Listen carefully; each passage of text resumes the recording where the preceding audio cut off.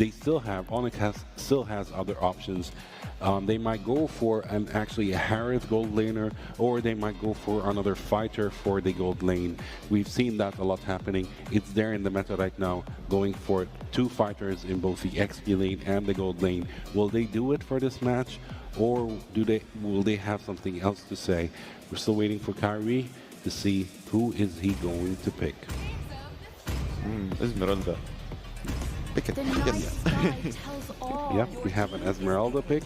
Right now, the only remaining pick for ONIC is going to be a gold lane pick. But for Aurora right now, we have Rosa and Pagu planning, studying, and listening to their coach, of course, checking to see who are they going to pick. Of course, we have a missing mage. We have a missing mage, so they might go for Farsa. They might go for Farsa. And of course, we still have also a roamer pick for Aurora. Okay, there you go. You got your Farsa over here. Finally. So I got my Khadija the first game. You got your Farsa the next game.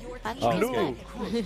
Wonderful. We have Patrick today in the game. Patrick is going to be so much fun, and I think people will enjoy this pick for this match. And of course, we have the last pick from ONIC. Are we going for a fighter gold laner, or are we going for Harith? This is not going to be easy for ONIC, since they didn't, I believe they didn't expect the glue pick. Yeah. Until now, ONIC have 2 damage dealer, and they have also Esmeralda and 2. For me, they will go for Yu Zhong versus Farsa. Very understandable, very good. He can counter her easily. You know, by his ult. Yesterday, 2 days ago, probably boosted the sales. So if you guys didn't get it yet, go grab Patrick while you can in game. Again, this is a limited time event. Make sure you go grab him. It's pretty affordable, and you get one of the best skins in the game right now. Now jumping into these lineups, Mr. Wolf, I would say I like what Aurora Gaming did for this draft. They cover. Oh, I don't like this for Rosa though. Whoa, Rosa! Whoa! This is bad. Keyboy gets first blood, and nothing Patrick could do to help him there. Oh no! Almost gets the RH. That's TNC getting level 2. Keyboy has the flicker. Jitkundo. Jukes out there coming up from Keyboy already. Great start for ONIC, and most particularly Keyboy, my personal MVP of game number 1. And now back on the show, one of his most played heroes as well. And it's not going to be stopping. And Rosa have revealed a little bit of weakness in there, showing himself in front of the Cho without the wings by wings. I think that ONIC has identified that there's no wings by wings available for that hero.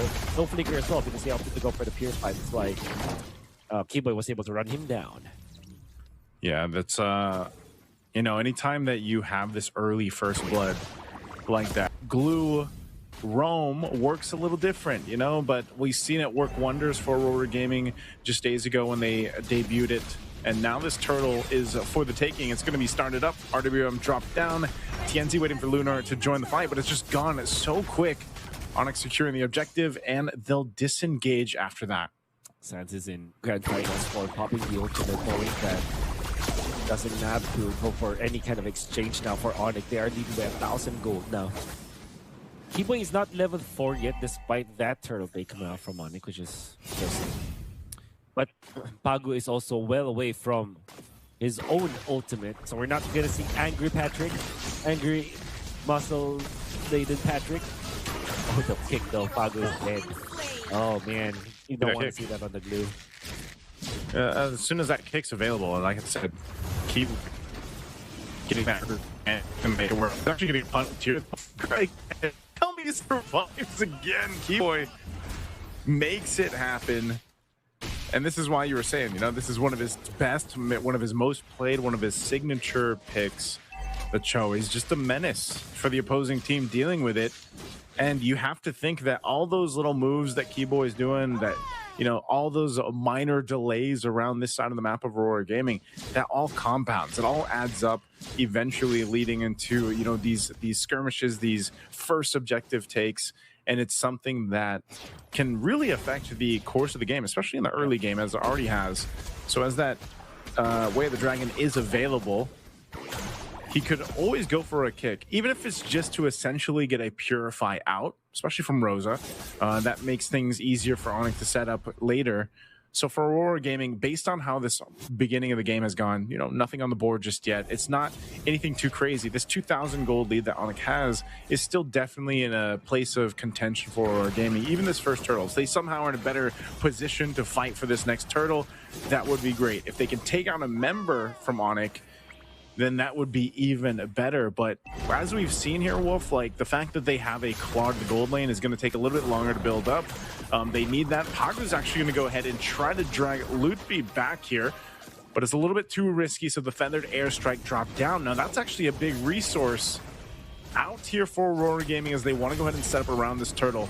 You can see ONIC, they're going to use that Black Dragon form. There's the kick too. For Pagu could be in trouble with trying to buy time up for the turtle. Lose a Lunar. Aurora Gaming might have just missed some of their shots, but if they connected with those, things will be totally different. They could have taken out some members of ONIC. They could have taken Turtle easily. Lunar got outplayed by Sans. Sans, instead of going to the back, instead of like going for a fear movement, he went forwards, which meant that one spell or one skill taken up from Lunar didn't hit. Whoa. Look at that burst. That's that setup potential, you know, especially with the Mountain Shocker. And always YSS's damage in the early is quite devastating, especially for the mid lane mages that do get set up there. Once again, Skylar just gives some information. Lunar, the shot essence from Lutfi, enough alongside Kyrie to win that fight. Right now, they're just continuing to build up on the lead they have here. Making the right move now for ONIC. They're applying pressure up top. Skylar, though, not going to be able to survive. That's the power of the backshot. TNZ, great footwork and stuff as well. No chance for Skylar to do anything afterwards. That would mean that they will at least get on the board. 1-5 is the kill score. ONIC leading by 3,000 gold as they have pushed the bottom lane as well. The map looking all red right now, and that red meant ONIC. Oof. Black Dragon form used. I think he's going to be able to escape though. Lutfi is fine. If you look at Aurora Gaming's chances of winning this game, because again, this is the grand final, it's a best of 5. There's quite a bit of jump to in terms of the prize money between the first and second place here. And obviously, if Aurora Gaming can beat ONIC Esports, that would be a huge statement here in Games of the Future 2025. And the way they're going to have to make that happen is allowing Sigiboom to get farmed up on this Claude. They're going to be rotating for this turtle. Once again, fighting for it. That's the kick, separating Pagu from the fight. Sigiboom gets the turtle secured now, and Lupi trying to get away as Lunar also on the disengage. Keyboy won't be able to catch him. Doesn't have the kick anyway. So once again, Aurora Gaming taking these little wins where they can. If that means getting a turtle, then that's something for them, rather than losing everything. Although Pagu is really struggling to try to make it work this time around, it just seems like ONIC saw that game. They know how to handle this glue roam. And so far, again, it's got to be a stack of compounding small wins for Aurora Gaming to get back into this game. ONIC are doing the right moves. Fortunately for Aurora, a little bit of, like you said, staggering some of the little wins that we have with the turtle. TNZ. There's the kick. Feathered Airstrike, RWM, just right across the battlefield in the mid lane. It's chaotic, it's messy, but even under the turret they go. A double kill for Kyrie. Looking for more, forcing it under and in between the tier 1 and tier 2 turret. As 3 fall for Aurora Gaming. Man, ONIC is just so good at juggling around the team fight. Huh? The fact that that was the team fight where everybody from ONIC was already around. The way that ONIC Esports are layering their skills are so good. Especially because Keyboy's just been acting the map. So far has been phenomenal all throughout the tournament, but particularly in this grand final series, it's been instrumental to ONIC's wins in the early stages of the game. Seems like he's not going to be stopping as of this moment. It's already providing the vision for ONIC as they set up for the Lord. It's such a weird chess game that has to be given to Aurora Gaming when they go into these fights. You know, they're not going to be able to really do much with this Lord as it's just kind of blitzed down. And so they have to prep up for the base defense now. That's what I mean. If they set things up, you're always seeing this. I mean, this was a classic mid lane matchup that you got to see so much before in the past, right? The Farsa and the Eve against each other. It's a circle and a square, basically, that everybody is fighting around. And, you know, unfortunately for Rosa, because of the first blood right off the bat, around.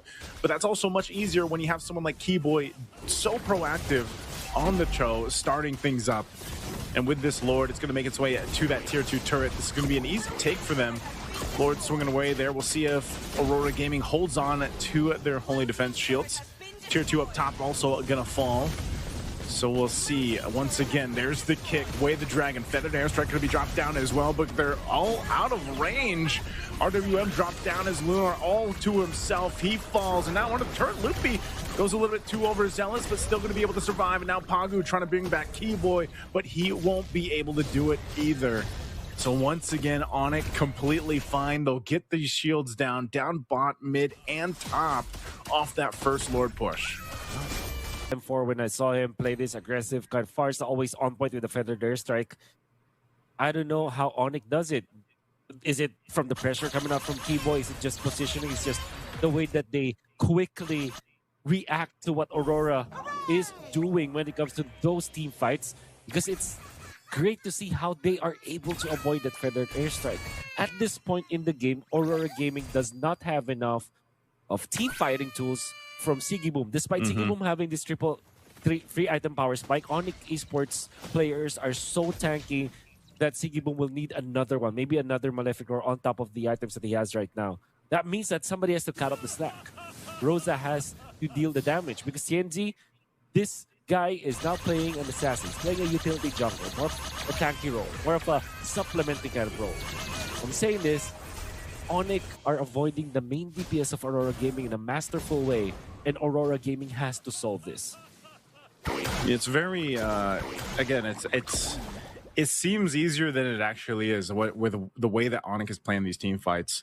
You know, being able to actually split up or disengage or even just keep a distance from the main majority of the damage that Aurora Gaming has. Because again, it's not the Feathered Airstrike, it's the Blazing Duet, right?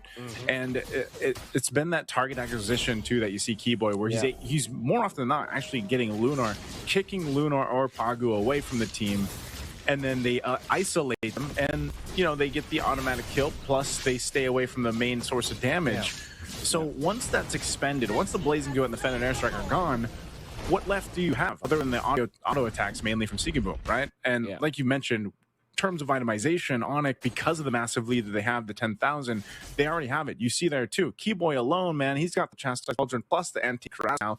So even if Keyboy jumps in, he's not too worried about Sigiboom, right? And he's also got the Athena Shield just to go ahead and help with that damage if he does get hit by Rosa. But so far, that really hasn't been the case. He's been able to go in, just get the kickoff, and then the team follows from there. So now with the Lord making its way down the mid, with this kind of advantage in terms of itemization, they're in a really good position to knock down these base turrets.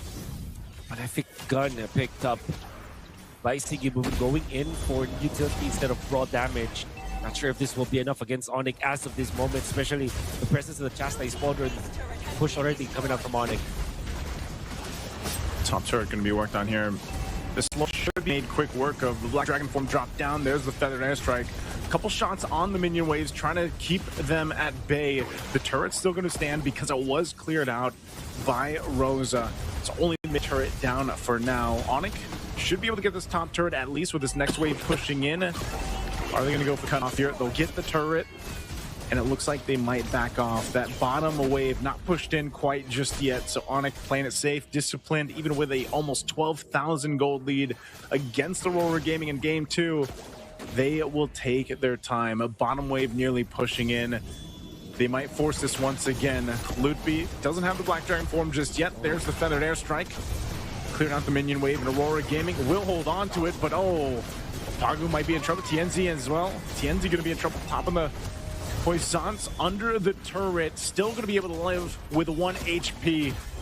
and ONIC still pressing the situation. Skylar jumps in. He's going to take the brunt of the damage, pops the Winter Crown. He could be in trouble here. ONIC trying to help him out, but finally a kill converted for Aurora Gaming. Been a long time since they've gotten a kill. They moved on to Skylar up top. That was the first kill that they've had. The second and only to them on the side of ONIC is onto Skylar once again. But that was more of an aggressive play coming out from ONIC that was punished by Aurora. They used Winter Crown, but they didn't have any minion wave to capitalize with that. ONIC, the way that I'm looking at they're protecting the minion waves, it's really commendable on how ONIC is handling this. However, Aurora have found a way for them to deal with ONIC's push. Far's ultimate from Rosa just to clear out the minion waves instead of reserving it for the heroes. The innate effect of it is that they are able to defend their turret, and if ONIC eventually goes for the dive, you can see that there could be that punish. Now, 15 minutes in, Aurora Gaming had a little bit of fight in them compared to ONIC. They still have 10,000, about 10,000 gold as an advantage for ONIC, which kind of translates to them being tanky enough to frontline against Aurora Gaming. So it's going to be tricky for Aurora Gaming for sure. See how they approach it, and if they even really want to get in range here. ONIC will take their time because they know if they actually force a fight, there's potential that they could just end the game even without claiming this Lord. Skylar picking up his own chastised pauldron. Go ahead and help with that damage coming out from Siggy Boom and that attack speed. So it looks like Aurora Gaming wants to fight for this one. Lord's going to be at half health. ONIC, knowing that they have the advantage, they can let them go ahead and take most of that damage. So they force Aurora Gaming off the Lord, and they'll go in to clean it up to secure the Lord. And now Aurora Gaming, after needing to defend the base, they're going to have to defend it once again. Keyboy with the Winter Crown as the last pickup here for ONIC. They're really feeling that this is their shot against Aurora Gaming reach match. They are going in for the juggler. What this gives Keyboy is that freedom to go in even under the turret. Ooh, they get a flicker out from Skylar. Good usage of the dangerous grass there on the near that base turret, but still they've got to deal with this Lord. It's only a small resource expended as well for Skylar. Using that flicker, he could just falling Star Moon and following Keyboy here. So let's see how they juggle this around. That feathered airstrike nearly backed up for Rosa. They're going to need it here. They're going to hold up that Lord right in the mid lane.